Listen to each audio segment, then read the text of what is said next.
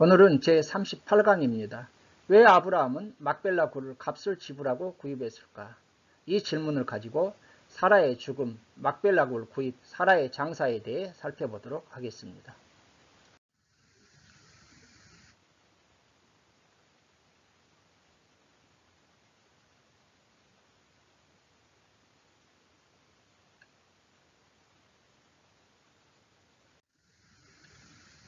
첫째로 사라의 죽음에 대해서 23장 1절과 2절을 통해 살펴보겠습니다.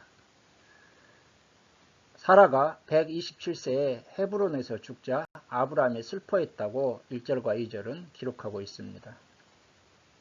사라는 127세에 죽었습니다.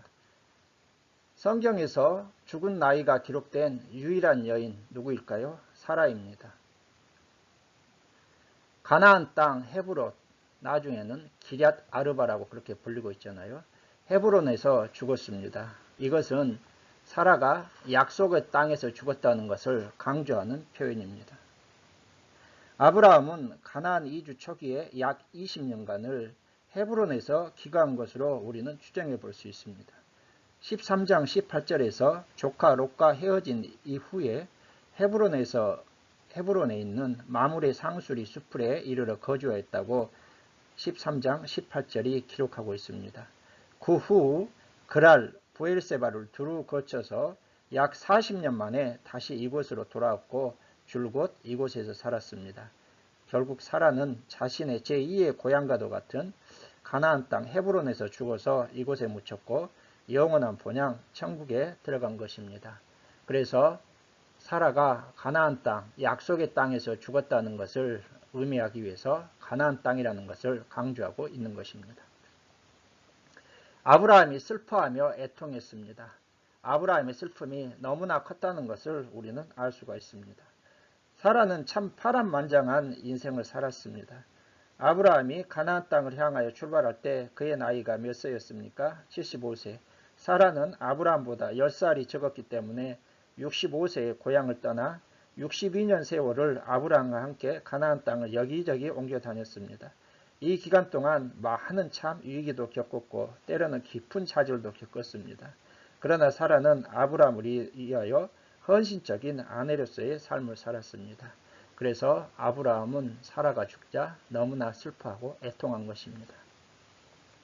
사라에 대한 성경의 평가입니다. 믿음의 여인이라고 히브리서 11장 11절에서 12절은 말씀하고 있습니다. 사라도 단산에서 아이를 낳을 수 없을 때 믿음으로 잉태할 힘을 얻어서 아이들을 이삭을 출산했다는 것입니다. 믿음의 여인. 순종의 여인이라고 베드로전서 3장 6절은 평가합니다. 아브라함을 주라 칭하여 순종한 것입니다. 사라 입장에서 보게 되면 아브라함이 두 번씩이나 사라를 누이라고 그렇게 부르라고 해가지고 참 여러 가지 어려움도 겪었습니다. 얼마나 사라 입장에서는 기가 막힌 일이겠습니까? 그러나 아브라함을 주로 칭하여 순종했습니다. 순종의 여인. 언약 자손의 어머니입니다. 창세기 17장 19절과 21절은 사라가 낳을 그 아이와 언약을 세우겠다고 했습니다. 그래서 사라는 언약 자손의 어머니이고 또 모든 믿는 자의 어머니입니다. 언약 자손인 이삭을 통해서 이스라엘 민족 공동체가 탄생했고 또 이들을 통해서 예수 그리스도를 통해 복음이 증거되고 모든 우리가 믿음의 자손이 되었습니다. 그래서 아브라함을 믿음의 조상이라고 한다게 되면 사라는 언약 자손 믿음의 어머니가 되는 것입니다. 히브리서 11장 12절, 이사야 51장 2절, 베드로전서 3장 6절을 참고해 주시기 바랍니다. 헤브론의 위치에 대해서 살펴보겠습니다. 지금 헤브론, 마므레 수풀 상수리, 그리고 헤브론이 여기에 있습니다. 마므레와 헤브론은 거의 붙어있기 때문에 마므레 곧 헤브론이라고 하고 나중에는 기럇 아르바라고 그렇게 불리고 있습니다. 그리고 이 헤브론에 막벨라 굴이 있는 것이죠. 막벨라 굴은 바로 이 헤브론에 있는 그러한 굴이 되겠습니다. 막벨라 굴 사진입니다. 네이버 두산백과에서 참고했습니다. 먼저 막벨라 굴 전경입니다. 현재의 막벨라 굴 전경인데 막벨라 굴은 굴이기 때문에 지하 땅 밑에가 있지 않겠습니까? 그런데 이 지상에는요 지금 이슬람교에서 사원을 지어가지고 이슬람 사원이 이렇게 큰 건물이 있고요. 또 6.1 전쟁 때 이스라엘이 이곳을 점령해서 가보았더니 신이 났겠죠. 그래서 군사들이 신이 나서 용기백배하여 가봤더니 마호메트에 이슬람 사원이 있어서 너무나 실망했고 그들은 다시 자기들이 또 유대인 회당을 지었다고 합니다. 그래서 현재는 이 막벨라 굴 지상 위에 반절은 이슬람교 회당 사원 그리고 반절은 유대교 회당이 이렇게 건물이 지어 있어서 두 군데에서 관리하고 있다고 합니다. 아브라함이 막벨라 굴을 구입하는 벽화입니다. 성문 앞에서 이제 다음에 살펴보겠지만 성문 앞에서 이렇게 서로 얘기하면서 값을 서로 주고받는 그런 내용이죠. 막벨라 굴 안에 있는 사라의 묘라고 합니다. 두 번째로 아브라함이 막벨라 굴을 구입하는 과정에 대해서 3절부터 18절을 통해 살펴보겠습니다.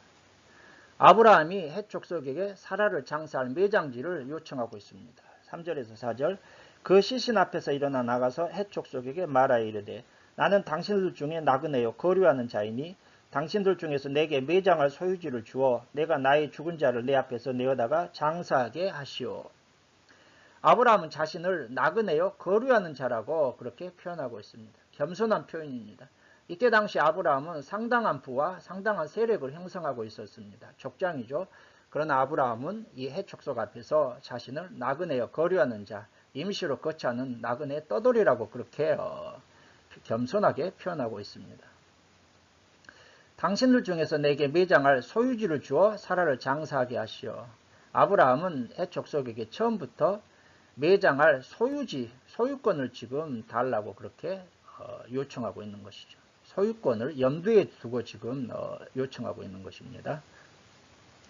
헷 족속이 아브라함에게 대답합니다. 5절에서 6절 헷 족속이 아브라함에게 대답하여 이르되 내 주여 들으소서 당신은 우리 가운데 있는 하나님이 세우신 지도자이시니 우리 묘실 중에서 좋은 것을 택하여 당신의 죽은 자를 장사하소서. 우리 중에서 자기 묘실에 당신의 죽은 자 장사함을 금할 자가 없으리이다. 헷 족속은 히타이트족을 가리키고 있습니다. 당신은 우리 가운데 있는 하나님이 세우신 지도자입니다. 헷 족속들은 아브라함을 하나님이 세우신 지도자, 방백으로 그렇게 인정을 하고 있습니다. 얼마나 대단한 것입니까? 아브라함을 그냥 세력이 있는 족장 정도로 그렇게 인식하는 것이 아니라 하나님이 세우신 지도자, 하나님이 세우신 방백, 하나님이 세우신 족장 그렇게 아브라함을 인정하고 있는 것입니다.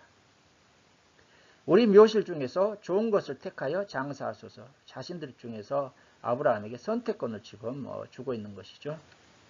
우리 중에서 금할 자가 없으리이다. 우리 가운데서 당신이 택하게 되면 거기에 대해서 왈가왈부할 사람이 없다는 것입니다.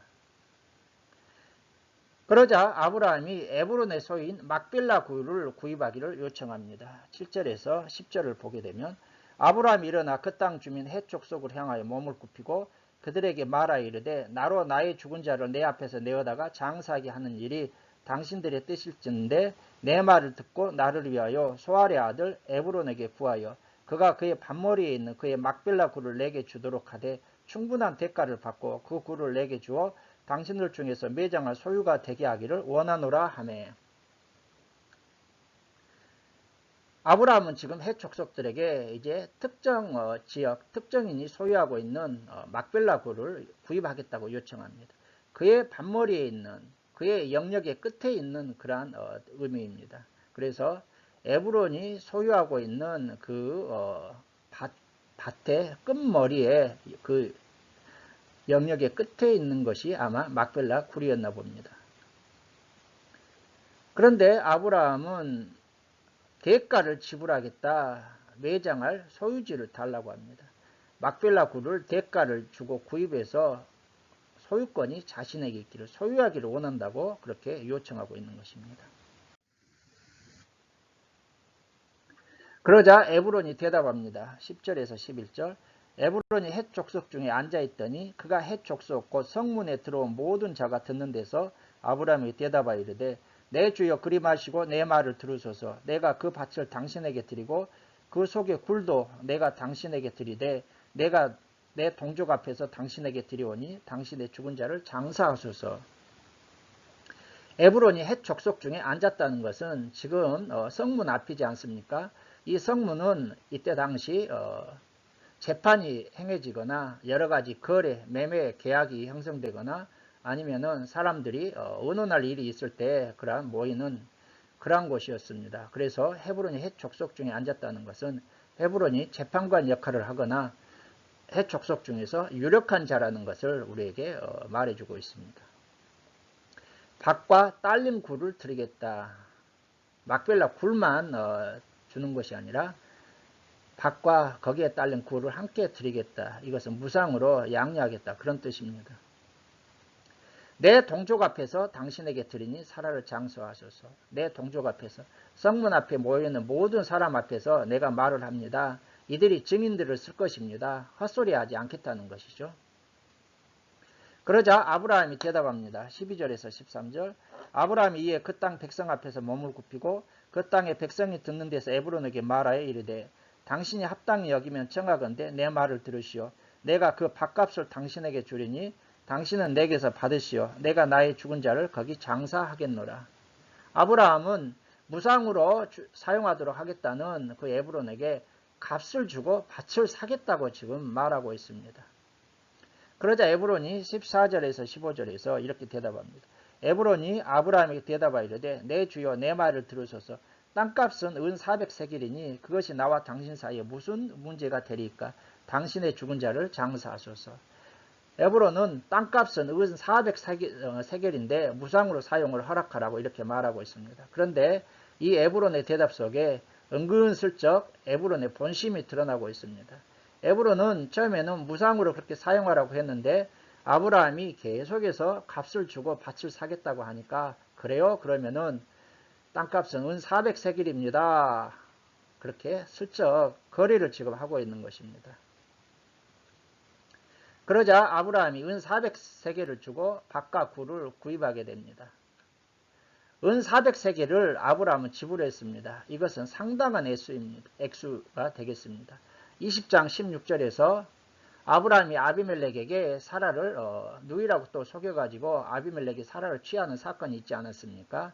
그러자 하나님께서 아비멜렉의 꿈에 나타나서 그를 경고하시자 아비멜렉이 나중에 이제 아브라함을 꾸짖고 사라에게 은 1000개를 주어 수치를 씻어 주었습니다. 이때 은 1000개는 제가 이전 강의에서 신들이 아내들을 신부를 데려올 때 그렇게 거래하는 지참금이 은 1000개라고 했습니다. 그러니까 에브론이 땅값이 은 400세겔이라고 한 것은 당시 시세보다도 엄청나게 비싸게 부른 것입니다. 그러나 아브라함은 군소리하지 않고 비싼 값에 은 400세겔을 지금 주어서 밭과 굴을 모두 구입하고 있는 것입니다.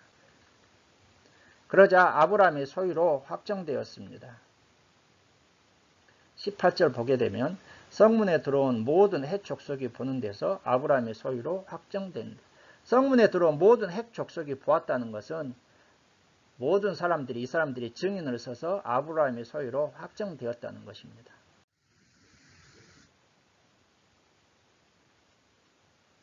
자, 여러분 그렇다면 아브라함이 헷 족속에게 하나님의 지도자로 인정받은 이유가 무엇일까요? 그것은 아브라함이 하나님의 지도자로 인정받는 삶을 살았다는 것입니다. 첫째로 아브라함은 나그네와 같은 삶을 살았습니다. 땅을 소유 않고 장막에 거주했습니다. 그러니까 예전이나 지금이나 모든 분쟁은 어디서 일어납니까? 땅에서 일어납니다. 아브라함은 땅을 소유하지 않고 그냥 장막에 거주하다가 또 떠날 사람 나그네라고 생각하니까 주변에 있는 사람들이 아브라함을 견제하지 않고 아브라함을 위협적인 존재로 그렇게 생각하거나 여기지 않는다는 것입니다.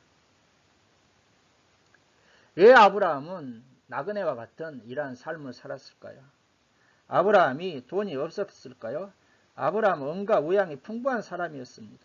그는 318명의 가병을 거느리는 사람이었고 상당한 부와 세력을 형성하고 있었다는 의미지 않습니까?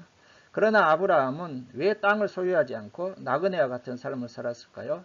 아브라함이 영원한 본향을 바라보면서 살았기 때문입니다. 히브리서 11장 9절에서 10절 믿음으로 저가 외방에 있는 것 같이 약속하신 땅에 우거하여 동일한 약속을 유업으로 함께 받은 이삭과 야곱으로 더불어 장막에 거하였으니 이는 하나님이 경영하시고 지으실 터가 있는 성을 바라보았기 때문이라. 아브라함은 영원한 본향 천국 하나님의 약속을 바라보았기 때문에 이 땅에 있는 땅을 소유하지 않고 장막에 거주했다는 것입니다. 성경은 아브라함을 본받아 우리 성도들도 이와 같은 나그네의 의식을 가지고 살아야 할 것을 우리에게 말씀하고 있습니다. 베드로전서 1장 17절 너희의 나그네로 있을 때를 두려움으로 지내라고 말씀합니다. 우리도 이 땅을 살아가면서 열심히 살아야지만 이 땅에 영원히 거주할 것처럼 그렇게 살아서는 안 되고 아브라함처럼 영원한 본향 천국을 바라보면서 이 땅에 잠시 있다가 하나님의 사명을 감당하고 살다가 하나님 본향 천국으로 돌아가는 나그네 의식을 가지고 살라는 것입니다. 그러므로 아브라함처럼 나그네 의식을 가지고 하나님 나라를 위해서 사는 모든 분들이 되시기 바랍니다. 아브라함은 둘째로 이웃을 섬기는 겸손한 삶을 살았기 때문에 하나님의 지도자로 인정받았습니다. 아브라함은 본문 7절과 12절을 보게 되면 헷 족속을 향하여 두 번씩 몸을 굽혔습니다. 겸손한 표현이죠.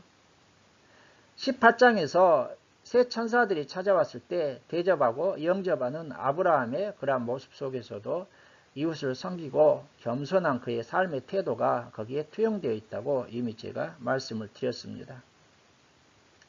이렇듯이 아브라함은 이웃을 섬기는 삶, 겸손한 삶을 살았기 때문에 가는 곳마다 그곳에 있는 사람들에게 인정받고 그렇게 지도자로 인정을 받게 된 것입니다.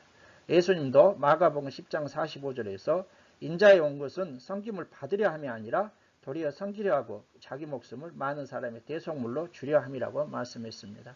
아브라함 그리고 예수 그리스도의 명령을 본받아서 항상 섬기고 겸손한 삶을 살아 주변 사람들에게 하나님의 백성으로서 인정받는 그런 삶을 사는 모든 분들이 되시기 바랍니다. 세 번째로 아브라함은 대가를 지불하는 삶을 살았습니다. 헷 족속은 세 번씩이나 공짜로 사용하라고 합니다. 6절, 11절, 15절이죠. 그것도 성문에서 여러 사람이 듣는 곳에서 그렇게 말하고 있습니다. 이것은 오늘날로 얘기하게 되면 공증, 확증을 하고 있는 것입니다. 두 사람만 얘기를 하게 되면 나중에 시간이 지나게 되면 내가 언제 그런 얘기했어 하고 말해버리면 아무 의미가 없지 않습니까? 그러나 성문 앞에서 모든 헷 족속들이 듣는 데서 세 번씩이나 이렇게 말을 했기 때문에 이것은 오늘날로 얘기하게 되면 공증, 확증의 그러한 효력이 있는 것입니다. 그럼에도 불구하고 아브라함은 대가를 지불하고서 그것을 사겠다고 그렇게 요청하고 있습니다. 왜 그랬을까요? 이웃에게 손해를 주지 않기 위해서입니다. 이웃들을 배려하는 아브라함의 그러한 항상 마음이 여기에 들어있는 것이죠.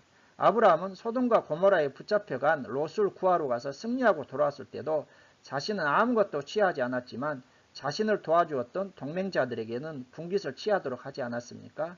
그리고 아비멜렉과 부엘세바에서 맹세를 할 때도 자신의 판 우물을 되찾기 위해 7 암양 새끼를 따로 내놓는 그러한 모습을 보여주고 있습니다. 바로 아브라함은 이웃들에게 손해를 끼치지 않기 위해서 항상 대가를 지불하고 있습니다. 뿐만 아니라 이렇게 대가를 지불해야 정당한 소유권, 권리를 확정할 수 있습니다. 대가를 지불하지 않으면 나중에 그의 시간이 지나면서 그들이나 그의 후손들이 자신들의 것이라고 주장하게 되면 권리를 권리가 빼앗기게 됩니다. 그래서 정당한 대가를 지불함으로 정당한 소유, 권리를 확정하기 위해서 이렇게 한 것입니다. 이렇게 아브라함은 나그네와 같은 삶을 살았고 이웃을 섬기는 겸손한 삶을 살았고 대가를 지불하는 삶을 살았기 때문에 헷 족속들에게 하나님을 믿지 않는 그들에게 하나님의 지도자로 인정받는 삶을 살게 된 것입니다. 우리 모두 아브라함과 같은 삶을 살아서 이웃들에게 하나님의 백성으로 인정받는 빛과 소금의 직분을 감당하는 모든 분들이 되시기를 주의 이름으로 축원합니다. 이제 사라를 장사 지내게 됩니다. 19절에서 20절입니다. 그 후에 아브라함이 그 아내 사레를 가나안 땅 마므레와 막벨라 밭굴에 장사하였더라. 마므레는 곧 헤브론이라. 이와 같이 그 밭과 거기에 속한 굴이 헷 족속으로부터 아브라함이 매장할 소유지로 확정되었더라. 아브라함은 막벨라 굴을 구입한 이후에 자신의 소유로 확정한 다음에 사라를 마므레는 아까 말씀드렸던 것처럼 헤브론과 가까이 지금 거리기 때문에 마므레 헤브론에 있는 막벨라 굴에 장사하게 됩니다. 이렇게 해서 막벨라 굴뿐만 아니라 막벨라 굴이 있는 밭과 이 굴이 아브라함이 매장할 소유지로 확정되게 됩니다. 소유권이 이제 완전히 넘어오게 되는 것이죠. 자, 여러분, 그렇다면 우리는 왜 아브라함은 막벨라 굴을 값을 지불하고 구입했을까? 여기에서 굉장히 중요한 질문을 드리게 됩니다. 그냥 무상으로 사용할 수도 있었습니다. 왜 막벨라 굴을 값을 지불하고 굳이 구입했을까요? 첫째로 사라를 매장할 매장지를 구입하는 현실적인 그러한 문제가 있을 것입니다. 그래서 사라를 매장할 매장지를 구입하고 그 매장할 소유지를 확정하기 위해서 무상으로 사용하라는 그들에게 값을 지불하고 있는 것입니다. 그러나 여기에는 굉장히 중요한 심오한 의미가 있습니다. 아브라함이 하나님의 약속을 확신했다는 것입니다. 그런데 하나님께서 창세기 12장에서 계속해서 땅을 약속하지 않았습니까? 그리고 계속해서 이 땅을 너와 내 자손에게 주리라 그렇게 약속했습니다. 그러나 창세기 15장에서 400년 후에야 이 땅을 내 후손에게 주리라고 그렇게 말씀하셨기 때문에 아브라함은 이 땅이 자신의 후손들에게 400년 후에나 하나님의 약속이 실현된다는 것을 알고 있었습니다. 그럼에도 불구하고 이 땅을 구입합니다. 바로 왜 그렇습니까? 400년 후에 성취될 하나님의 약속이지만 그것을 확신하고 땅을 산 것입니다. 그래서 지금 이때까지 하나님 땅을 주신다는 것은 아브라함이 땅을 한 조각도 소유하지 않았기 때문에 지금 성취되지 않았지만 아브라함은 400년 후에 성취될 약속을 확신하면서 작은 것이지만 작은 땅이나 가나안 땅을 주시겠다는 하나님의 약속이 성취되기 시작하는 그것을 바라보면서 지금 땅을 구입한 것이죠. 세 번째로 후손들에게 하나님의 약속에 대한 증표를 삼기 위함입니다. 막벨라 굴에는 이제 나중에 사라뿐만 아니라 아브람과 사라 그리고 이삭과 리브가 야곱과 레아가 장사되게 됩니다. 아브람과 그 자손들의 영원한 소유지가 되는 것이죠. 우리식으로 얘기하게 되면 선산이 되는 것입니다. 후손들은 비록 400년 동안 애굽에서 살고 있지만 이 자신들의 조상들이 묻혀있는 그 막벨라 굴을 기억하면서 하나님께서 주신 약속들을 기억한다는 것입니다. 이러한 이유 때문에 아브라함은 미래를 대비하기 위해서 막벨라 굴을 값을 주고 구입한 것입니다. 시간이 지나가면서 이 땅에 살고 있는 그러한 사람들이 자신들의 것이라고 주장 못하도록 하기 위해서 그리고 후손들이 가나안 땅에 대한 그러한 하나님의 약속을 기억하는 증표로 삼기 위해서 아브라함은 기어코 막벨라 굴을 값을 지불하고 구입한 것입니다. 여러분, 저는 오늘 강의를 시작하면서 왜 아브라함은 막벨라 굴을 값을 지불하고 구입했을까? 이 질문을 드렸습니다. 이 질문에 대한 해답을 얻으셨습니까? 예, 사라를 매장할 매장지를 구입하기 위해서 하나님의 약속을 확신하고서 후손들에게 하나님의 약속에 대한 증거를 삼기 위해서 아브라함은 무상으로 사용하라는 그들의 제안에 기어코 400세겔을 주고 값을 지불하고 구입한 것입니다. 이렇게 해서 오늘 강의를 마치겠습니다. 그리고 다음 강의에서는 이삭과 리브가의 결혼 과정에 대해서 살펴보겠습니다. 오늘 강의를 시청해 주신 여러분들께 감사를 드리고 다음 강의에서 찾아뵙겠습니다. 감사합니다.